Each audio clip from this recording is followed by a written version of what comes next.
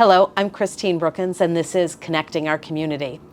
Today, I'm in the home within a home of Not Forgotten Home and Community Services, and I have the pleasure of speaking with Sonja Garnett Williams.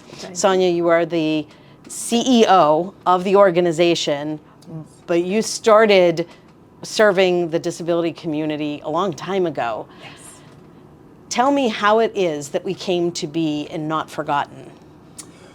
Well, my story began, I want to say about 35 years ago, and I wanted to go to college for nursing, and I just was having a lot of hard times with the nursing. So there on the counter was an employment guide and a big ad from Achieva, and I answered that ad and I found my life's calling. And was in the field. I worked with Achieva for 17 years. I worked with another agency for 6 years. I worked, when John and I were starting. I worked in various agencies for several years before we actually formed our own. That's awesome. And you mentioned John. So you serve as the Chief Executive Officer. Your husband, John, is the Chief Operating Officer? That's correct, yes. And while we're talking personnel, give me an idea of how many people you employ. We have about 150 staff here. That's amazing. It is. But as we'll get into this, there's a reason why you need that many people. Yes. So let's talk a little bit about the services that Not Forgotten provides. So I'm going to work into it from my personal story. Okay. Our family found you when we were in need of respite care for our son. Correct. And that just blew me away because prior to meeting you, we were traveling an hour and a half just to get respite care. And for our audience, respite is when he cannot be at home with us, with the family. He is able to go and stay elsewhere overnight if we need to be out of town or just need a break. Right. And I'm happy to have found Not Forgotten for that purpose. So tell me a little bit on that side, on the respite, where you are and how many people you serve on that. We are one of the few agencies that continue to do respite services, and I will not let it go, as I know parents need, or caregivers need that break. So we personally do respite out of our home, which is licensed by the county and state, and we serve 6 respite individuals, but with all 6, it averages out to about 150 days a year. That's a lot. It's a lot. We also do respite within our residential houses. We have extra rooms, and we'll have a respite stay there if it's a fit. We try to match the individual with the house that they're staying. So how many houses are part of your residential program? We have 21 houses that are part of our residential program. And are they Allegheny, Washington counties, multiple? There are multiple counties. Allegheny being the number one where we have most, but we have Westmoreland, and I want to say one in Beaver, but majority are Allegheny County. And how many people live in each home? I try to do no more than 2. A lot of our houses just have one person living in there because it's an apartment, and I don't want it to be overly crowded for the individual and the staff. So we want to set them up for success. So doing that, we only have at max 2 people within a home. And these are homes that are staffed 24 hours a day? Staffed 24 hours a day, yes. So these are likely individuals that can live somewhat independently and have the support of staff. Now, that's residential. So we started with the overnight stays and then where folks are living 24/7. Mm-hmm. But you also provide community, like companion support, HAB. Yes. Tell me what that looks like. We go in that's how I started. I love habilitation. But we go out into the communities. The individual lives with the families. That's the difference between residential and habilitation. And we go and take them out either in the community or we work within the home to make sure that their goals, their wants and needs are taken care of. And I think what you just mentioned about goals, that's important for everyone to understand. This isn't just babysitting. It's not just babysitting. Even with companion, where you don't really have a goal, we always have goals. No matter how, if you're able to do the service that we're asking you to do or not, we'll get you to that point, by starting very low tasks. So it sounds like no matter what it is, you're working, your staff is working with the individuals to achieve something. Sure. And that could be tasks in the home or maybe social environments. Social, yes. What types of things are we looking at when we're taking clients out in the community? You know what? We want to give them a sense of purpose. So when you're in the community, just like you and I, they might need to shop. They might just want to go and socialize with peers. They might want to catch a movie. So when you're doing all of these things, you're handling money. We're showing you how to handle your money. If you're not able to handle your money, we can even have you take the money out of your wallet and just hand it to the cashier, and we make sure that you get the proper change back. Inside the home, whatever your goals are, if you're doing laundry or unloading the dishwasher or setting the table or clearing the table, we can assist with those needs too. So anywhere you are, we try to make a goal out of it. Well, and you figure we all have tasks to do every day. Exactly. And everyone should participate Everyone. as a meaningful member of society. That's my stance, yes. And I know you do have a mission to really kind of embrace the uniqueness of everyone and provide opportunities. Mm-hmm. Tell me about some of the other things that Not Forgotten is able to do toward that mission. You know what? We just started. We have a art studio that will be interviewed today, but Laura just started a Next Level program. It's an art program. Okay. So with that will come job supports. You have to be, it's actually an employment program where they sell their art and they make their money. So we have that going on. I'm trying to think we have afternoon and evening activities here, after day program, where they can come and just not wander the mall aimlessly, but they can get exercise in our gym. They can participate and socialize with other peers and staff. They can make meals or do baking. So there's those activities. And last but not least, we have our REACH program, which is new, and we're sitting here in the mock apartment that we have. And it's a program where they can come to every day, Monday through Friday, and just have fun while socializing and learning. And I love that you really do stress the learning as part Yes. of that. Yes. So when we opened, I said we're the home within the home, because this really is a tremendous place, this Thank you. apartment. You can practice those skills You can for practice. living independently. Yes. And I look forward to speaking with Jessica more about that. Yes. Let's talk a little more broadly about the organization as a whole. I mean, I know you come from a background where education is important and you've earned your degrees. Carlo and Point Park? That's correct. Yes. So how has, you mentioned going to school for nursing and then switching gears, but how has your background helped you to help others to learn? Well, you know what? I went to college late in life, so I had already had a passion for this population and what I've done. Over the years, sometimes I would get a little nervous as to the budget cuts, or are they going to cut, which made me go back to school and actually obtain my degree. And then that was my undergrad, and that fall I decided to go back and get my master's in business administration. But in all of this, I knew this is where I needed to be. So whatever I did, it was going to be in the field working with the intellectually disabled population. Well, and that's something, it's funny, we've gone this far into the conversation and never really said who we're serving here. So all of Not Forgotten is serving individuals with intellectual and developmental disabilities, correct? Correct. So the supports that we're talking about are so that those people can learn those skills. Yes. And be out in the community and Yes. really participate meaningfully. Yes. But I think your background and your education there, you're running quite a business with all of these different programs. Yes. I'm quite sure that your MBA is being put to work every day.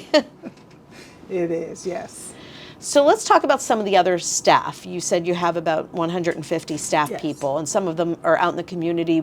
But what do you have supporting behind the scenes? What does that look like? We have an administrative staff that consists of 18 people. So we have your typical HR department, the CFO, which is finance, nursing. We have an RN and an LPN. We have other directors for the day program, for the art studio, for residential. We have residential coordinators. And then we have direct care staff, which are equally as important because they're the ones that are every day encouraging and supporting our love bugs. And everybody who knows me knows I call them my love bugs. They're Yes. supporting, our individuals. Well, and I can tell you really do this because you have a heart for I it. love it. Love it. Would do it for free if I could. Well, and unfortunately, you can't. We all work for a living for a reason. We need to support our own families. But for anybody out there who's listening, perhaps for the first time and thinking, wow, this sounds great, let's talk about how it's funded. Because realistically, there is funding for a great portion of this. Yes, and it's the Medicaid funding. So through the Medicaid waivers, Yes. you're able to obtain the funding for or I shouldn't say obtain, because the individuals and their caregivers need to pursue that to obtain the funding, but then Not Forgotten accepts that Medicaid waiver funding to pay for these services. We do. Yes. That's a huge help. And for anyone who doesn't know about it, I'm happy to talk to them about how important it is to not just the everyday of these individuals that you're serving, but to their families and to know they're cared for into the future. Right. How many clients do you think you're serving regularly? Right now we have about 105. Okay. That's a fair amount of clients. Yes. Now, does that include both in the community and Yes. through REACH as well Yes. as your residential? Okay. Yes. Because we have some individuals that live with us residentially and attend the REACH program or attends the art program. So, yes. There's a lot of crossover. It is. It is. Well, and you've served this population that has previously been forgotten. Yes. So truly the name, Not Forgotten, I can tell your heart is in it Yes. to serve them. And you've been doing this since 2016, 2015? We opened 2015, yes. Okay. All right. And you obviously the REACH program is new. The REACH program is this year. When yes. when you started back then, what were you doing to begin? What was your first step into this is a business? you know what? It's so funny because it's funny how life happens and how we're just everything is perfectly orchestrated. But I had worked for Achieva, as I said previously. I also worked in their day program for a year. And during that time, I had the opportunity of meeting a lot of support coordinators. So coming into this, and then I did HAB, where I worked specifically with a lot of support coordinators because I would take my individuals to appointments, to outings, to everything that they needed. So I would pass this information along to the support coordinators. With that said, when we started out in our home in West Mifflin. Okay. Out of our office in our home, and it was just John, myself, and another staff. Wow. And by that time, we've already had a lot of interest in staff wanting to come on board, but we couldn't afford to pay them. It was humble beginnings. So with that, John and I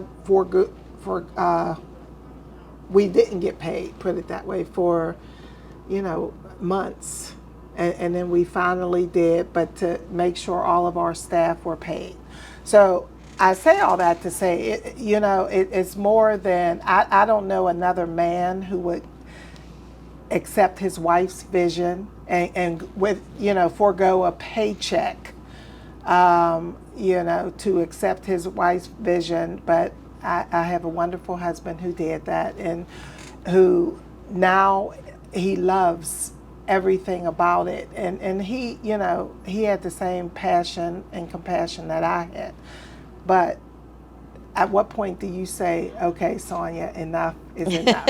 He didn't do that, and thank God we're here where we are today. Right. Well, I mean, you're truly blessed Yes. to understand one another and share that Yes. passion. Yes. Because I can't imagine it could work any other way. But I have met your husband, and he does share that passion. You can see it when he's around the individuals that you serve. So that's truly a blessing. And he was a former support coordinator as well as a behavior therapist. Okay. So he knew the population as well. Absolutely. He was already involved. You just pulled him in a little bit deeper. I did. I did. Saying we can do this. So from those humble beginnings to now 150 staff, 105 clients, all of these programs, this doesn't happen overnight, and it doesn't happen without assistance. Let's talk a little bit about community partners. You know what? On Not Forgotten side, we don't have a lot of community partners, unfortunately. And I would love to, I've actually joined the chamber for the Impactful Women. I'm sitting on their committee, but I would love to avail myself more with these various agencies. And what I've found in these 10 years, I've just been focusing on the here and now and doing what we need to do to get up and running. But a lot of people are afraid to do that for some reason now. I mean, as if there's not enough of the pie to go around. And I would love to partner with anybody who wants to do something and take this to the next level, and give our individuals the same opportunities that we have. Absolutely. Well, I'm hopeful that by us talking today and getting this out for folks to see that we really are connecting the community. Yes. And I know that where we sit today in your location in Carnegie, you've had good exposure to the folks around you, and to your point, there could be opportunities if people just open their eyes and ears and get to know the folks. Just get to know and be willing. I think that's a big part, and stop looking at everything as being competitive. We're doing this for a population that has no voice, and we're trying to give them a voice, and we can do that collectively. We don't have to, no man is an island. Absolutely. And I do think the individuals served need all the supports that they can get. And as an organization, to continue to provide that, it would be great to have the exposure and the connection to other community partners. Yes. Well, I'm hoping that our conversation today will add to that for you. I'm hoping to. And I'm looking forward to speaking with Jessica about the REACH program, and with Laura about the studio, to really take a deeper dive on those resources as well. Before we part, is there anything else you would like our audience to know about Not Forgotten? You know what? Not Forgotten, we're a community. We're a family feel here. If you're looking to put your needs off to take care of somebody else's, it's so rewarding. But we would love to have you be a part of our staff, a part of our family, whether it's part-time, full-time, volunteer, whatever you can give. We would love that assistance right now. But you have to definitely come with that compassionate heart that that you want to make a change. So I can see that in the staff that you've hired, so that is really meaningful.